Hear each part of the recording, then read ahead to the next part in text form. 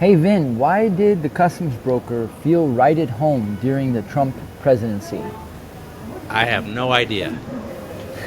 Because navigating through complex paperwork felt like building a wall, one document at a time.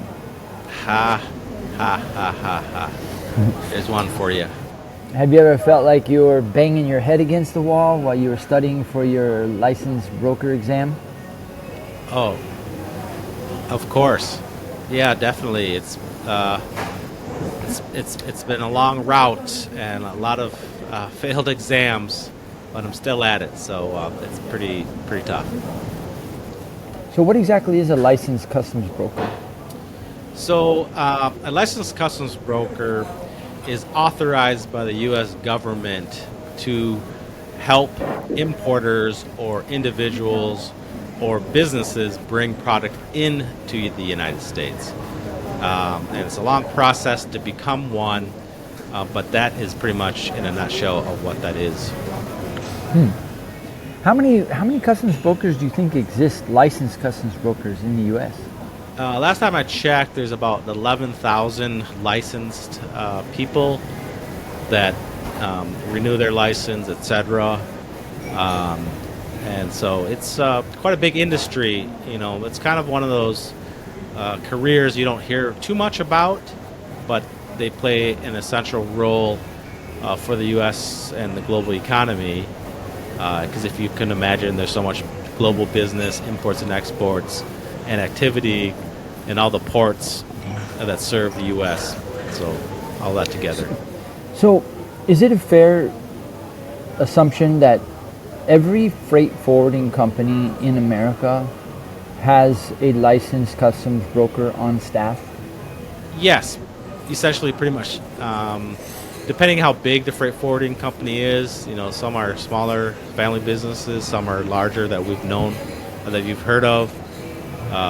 So they'll definitely have a staff on hand, and they're generally spread out throughout the U.S. They could be working nearby in a port, a large city.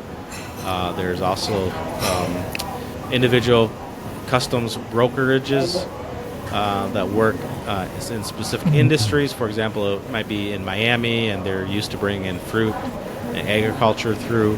That could be their specialty. Or they could be on the West Coast, working in Long Beach or LA, and helping bring in products from Asia. So two questions. One is, I wonder how many licensed freight forwarding companies there are in the U.S. Is it more or less than 11,000? Oh, it's got to be less than 11,000. Yeah. Well, because then the next question is how many, like in a typical large freight forwarding company that's handling like 20, 30 containers a month, you know, I presume they have to have more than one customs broker on staff. What do you think? Yeah. They most likely do have a few licensed people on staff. Having said that, you know, a licensed customs broker, if they get the national permit, they can open a brokerage, and then they can have people working under them. So not everyone will be licensed, but the top people will be. So you can conduct, you know, a trade compliance business, and then you can have employees that work under you that do the research, that can sign off if you have a power of attorney, that does all the data work, that does the paperwork. But then if the licensed person would have to sign off on crucial, important paperwork.